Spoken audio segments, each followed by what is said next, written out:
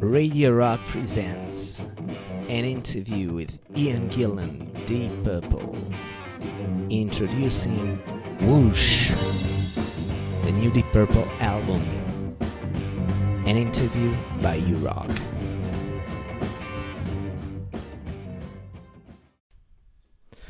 So we have the pleasure of having again as our special guest here at Radio Rock the great Ian Gillan of Deep Purple, who's here to talk about the new Deep Purple record Whoosh that will be released on the 7th of August. Hello Ian, thanks for being with us. Hello my friend, how's it going? Very well, thank you. So Ian, we live in crazy times. People are lost, there are no certainties anymore except a few things. People still eat, drink, procreate, and Deep Purple are about to release a brand new record. Please tell us all about it. Yes, well, all of those things are true. In fact, Whoosh was made, it was finished a year ago, so really unrelated to anything that's happening now, but it is concerned with issues of the time, which were, of course, enormous. We started writing in 2018, had a nice session in Germany, then we went to Nashville because Bob Ezrin lives in Nashville, and we finished the writing in the same way as we always done. Since 1969, we go to work at midday, we work for 6 hours every day, have a tea break at 3 o'clock, and it's like going to the office, and we jam, and because of the background of the guys and their influences and their formative years. You hear everything from orchestral type stuff to jazz, blues, soul music, funk, psychedelic, it's folk, just bizarre things that just go on all afternoon. And then somebody will say, oh, that thing we did yesterday, just before we finished that was pretty good. Let's have a look at that. And so these things sort of then get a little bit of focus.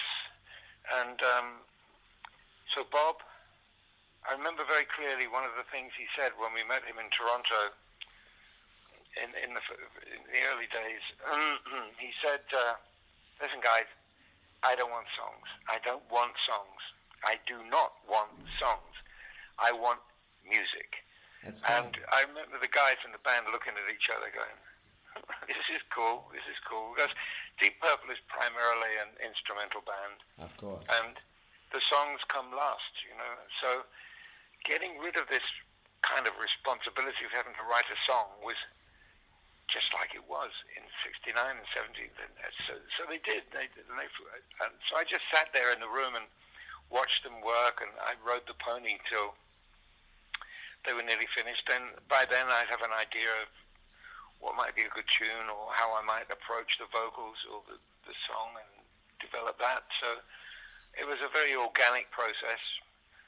And because of the circumstances at the time and that were influencing us and everyone else in the world, culturally and politically, and just plain insanity in the room, because we had a great sense of humor, and so these bizarre ideas would come up, and every now and again one would stick. So that's Whoosh in a nutshell, really. I mean, the title came about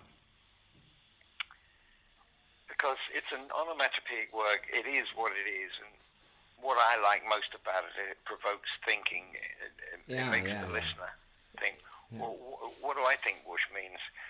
For me, it's got quite a few meanings, and which I've described as being the transient nature of humanity on Earth, on the one hand, and then more comically, it describes the career of Deep Purple, because 1969 seems like yesterday. So whoosh. It's also, it's like watching Lewis Hamilton on as you stand on the start-finish line at a Grand Prix, and he goes by. It's just whoosh. It's that quick. So, and there can be a lifetime or a million years. It's still relative to the universe. It's a blink of an eye. You told me some time ago that the new Deep Purple record was like nothing you've ever done before. Why is that? I think little things in life change you, and suddenly you can get a focus on your own thoughts. It doesn't make it right, it doesn't make it reality, but it doesn't make it wrong. And I think, when you're a kid, when I was a kid, it was just, I cleared the decks because I was a young man, and I was immortal, and everything. I knew everything. I knew everything. But now I know much better, and I think the couple of things that were a catalyst in my thinking at that time, and each album you make is a capsule in time of what's going on in your head or in your environment, politically, culturally, socially, and I think that it was. I was doing some research for something else entirely. I write every day anyway. We've talked about that before. Yes, but, yes. I was doing some research, and quite astonishingly, certain facts became crystallized in my mind, and it was 300,000 years. 300,000 years it took for the population of humanity on Earth to reach the figure of 2.5 billion on my birthday. And since then, not another 300,000 years, but in just 75 years, that figure has more than trebled to 7.8 billion. Sure. I was shocked. I didn't see it that way before. I just thought it was a natural evolution, but it's an exponential growth that is terrifying. Yeah. And without the usual restraints that throughout history, the Mother Nature, who I believe is the one true God, had on our controlling our environment or our population was war, disease, and famine. And we would always notice that when the animals got overcrowded, that they would starve or become diseased, or they would turn upon each other and fight. And but we have no inbuilt mechanism as human beings to do any of those things. We have to leave it to external forces, because we can't turn around and say, well, actually, we should actually kill 5 billion people now, because otherwise we won't survive. It's a problem that's too big for humanity. It's too big for the human mind to cope with. And so it became, it's like one of those problems that just that every door you opened, there was a bigger room. And so I think that was in the back of my mind towards an awful lot of things that I was writing during that period. One of the things that impressed me the most listening to the first 3 singles are the lyrics. I mean, they're 3 beautiful music pieces, great musicianship, but lyrics are very fascinating also by a philosophical point of view. For example, in the song Man Alive, there is a moment in the song where you say, after some thousands of years, fewer than the smallest imaginable intake of breath, the wisest guys in the evolution of humanity became extinct. Mother Nature loves a vacuum, and so the earth was cleansed. It seems to me you're addressing the problems we face with climate change and the environment. Is that so? Yes, I mean, I'm putting it in different words. I like to do that. I don't like to preach. I don't like to say, oh, this is the situation here, this is that and the other. But for me, it's a kind of impressionist picture. Rather like the word whoosh, I like people to use their own minds, and we connect on a different level. But it's an impressionist picture. That's how I see it. Talking again about lyrics, on another single, Throw My Bones, you wrote these very interesting lines. All I've got is what I need, and that's enough as far as I can see. Why should I walk into the great unknown where I can sit here and throw my bones? There's an old saying, the grass is always greener on the other side, but I think sometimes we need to appreciate where we stand and evaluate it, and also compare it with what other people have had. A lot of this material is based upon my ancient status in life And I think about the parallax effect on reality. It all depends where you stand. Sure. And I think when you're a kid, you're ambitious and you always want more. And when you go through the evolution of life and you stand back and become more reflective, more philosophical, then perhaps you think, what I have isn't so bad after all. And sometimes we sacrifice the search for excellence. We sacrifice the good, just ordinary good stuff, because we always want excellence. And it's not always achievable. I've got, I know a lot of younger people, and they always say, "Oh, this musician is unbelievable, brilliant. Every musician is fantastic. Every piece of music is great. Everything is great. Everything's wonderful, and everything else." And I'm going, well, it isn't really. Everything is okay. And then you can get the line which is flat, which is okay.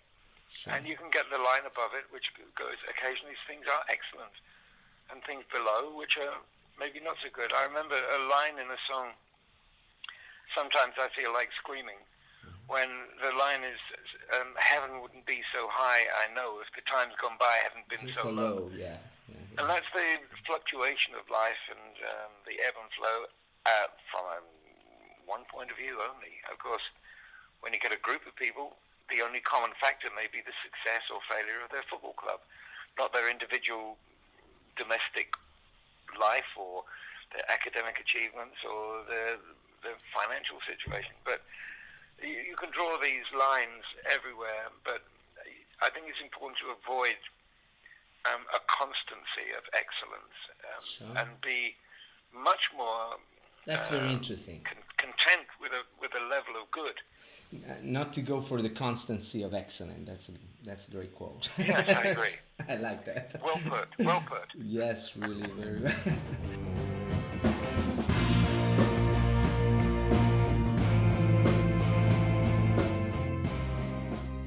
When we think about Ian Gillan, we always think about the voice. And your voice sounds great in these new singles. I wanted to ask you, as the band is exploring different territories with the music, are you personally exploring new ways of using your voice, especially in the last few albums? The key to longevity, the key to successful singing is to avoid what you can't do. Yeah. And enjoy what you can. I mean, many years ago, when I grew out of Child in Time, I promised myself I would not be screaming my nuts off when I was 70 years old. And so, because it's just stupid. Sure. And it's just ridiculous to think that you can be an athlete at that age. It's not possible, but you have other things you can do.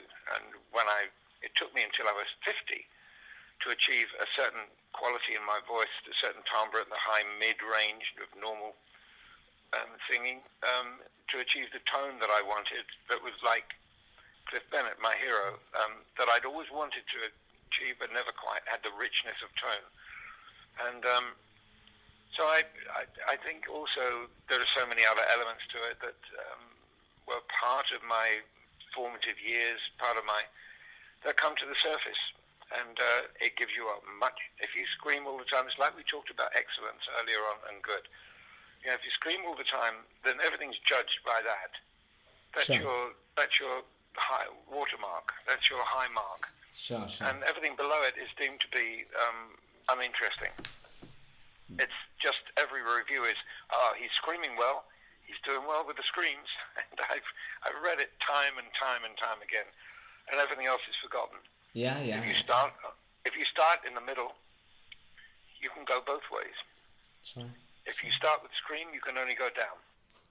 Ian, in past interviews, you share with us some great stories regarding the lyrics, the band, the recording sessions, personal life experiences, etc. Do you have another great story to share with us? For example, No Need to Shout Mm-hmm. was one of those organically driven rock and roll things that just happened after tea break. I think the band sat down again with lots of energy and powered out this stuff. And I was going, yes, sitting in my chair going, oh, cool, I love this. Now, coincidentally to that, a month or so earlier, during the early writing sessions, The we met up with Bob Ezrin after not seeing him for quite a long time. There were things that found their way, little humorous things that only us in the band, and now you, Umberto, will know about. Mm-hmm. And on the first day, Bob came in and there were big hugs all around. Hello, how you doing? We haven't seen you for ages and everything else. And Bob said, well, let's go out for dinner on Monday. This was on a Friday. And Bob said, let's go for dinner on Monday. And someone said, well, what's the big occasion? And he said, well, we're here to make another record, he said, and it's exciting, he said, and we're all still alive. Yeah. And someone said, well, in that case, we better make it Sunday. And it was, typical musician's humor. But then, at that time also, because, there's a lot of background noise going on with roadies setting up and squeaks and tuning and drums being hit and keyboards being... And people would say, what? What do you say? We realize probably everyone's a little bit deaf now. And so people would start shouting, and then people would turn around and the catchphrase became, no need to shout, no need to shout.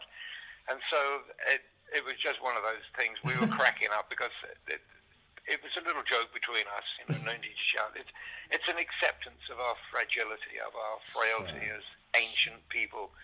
So... and then I think about this, and I thought, well, no need to shout, and I'm thinking, that's just my reaction to politicians. And there was a lot going on at the time with the Brexit referendum and the elections and all of those things in England. Sure. And I suddenly thought of this, had this vision of this generic politician in my mind, and who was like an auctioneer standing on a platform, blah blah blah, and. Then, on the bridge, your manifesto stuffed inside your suitcase, blah, blah, blah, you're never wrong. And even when you're stooping, tying up your shoelace, you keep droning on and on and on and on and on. And in other words, we're not hearing you. We're just not hearing you because you shout all the time. And if you just spoke, it's like the thing about excellence and good. It's starting at the top. There's only one way down. Well, Ian, we're almost at the end of this interview, and so I think it's wise to go back to the start. These are indeed very difficult times for a lot of people, for Radio Rock listeners, for Deep Purple fans all over the world. People are worried for the future as we all hear about the doom and gloom that's around the corner and coming soon, to quote another Deep Purple song. You've seen a lot, you think a lot, you're right, I'm sure that you've done a lot of thinking about what's going on these days. So I would like you to share with us some ideas, some thoughts that could help and lift up the spirits of our listeners who are worried for the future. I would say, the message is to everyone, to all of my friends, let's look on the bright side. Let's be optimistic, because you can't believe everything you read in the newspapers, as I grew up with that phrase. And the same applies now, because I turn on the TV, it's just like a gossip station, whether it's the government or whether it's the technicians or the medical people or whatever it is. I think what we're facing is very obvious to most people. We don't need that kind of propaganda. We are not stupid. Sure. We figure things out. We know the dangers and we know how to behave, generally speaking. And generally speaking, there's a code of behavior amongst human beings. Each one is slightly different according to region and culture. But mostly, the people I've spoken to are eminently sensible. So let's keep a smile on our faces and keep optimistic and keep creative, because that's the only way we're going to deal with it. I'll give you an example of perspective for me. Recently, there's a thing called Black Lives Matter, and it's a very big issue. Yeah. And there's, like so many other worthwhile movements, really important movements, it got hijacked by extremists. And consequently, within days, you see mobs bringing down statues of people who were involved in British colonialism during the time of the British Empire. Mm-hmm.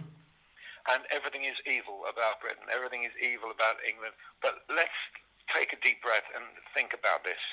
What's the most important thing for going forward in any issue like this is, as far as I can see, is education. And to know about things and to have a perspective, explain to people that in actual fact it was 200 years since that happened.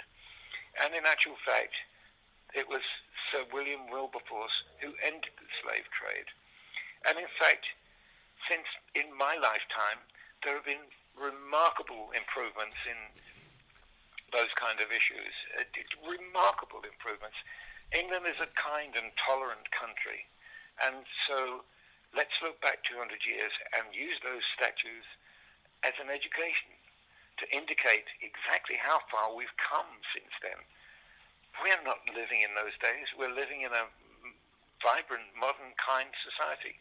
And that, to me, is the way we should be thinking. Always optimistic, always creative, and always intelligent, trying to use these things to our advantage as an education. Well, I think that being creative and optimistic is the right way to go in the middle of this crisis, and surely Deep Purple are being creative as they're about to release another album. That was our last question. Whoosh, the new Deep Purple album, is out on the 7th of August. Let's buy it. I can feel it's a great album, and I'm convinced that it will be regarded as one of the best Deep Purple albums of all time. Dear Ian, great talking to you as always, and Patrizia Palladino, the owner of the radio, told me to invite you to come back again at our Radio Rock headquarters in Rome. Thank you, Umberto. I'm a huge fan of Radio Rock, as you know, and all the staff and ownership and the people there and yourself, who we've spoken here in Portugal a couple of times, and you've always been very kind to me and to the band. And of course, I'd love to pop in and see you and have a cup of tea and have a chat next time I'm in Rome. We've been in touch for a few years. We've met several times, and we can say that you're a great artist, but your humanity and kindness are your greatest song. Thank you, Ian, very much. Thanks, Umberto. Bless you all.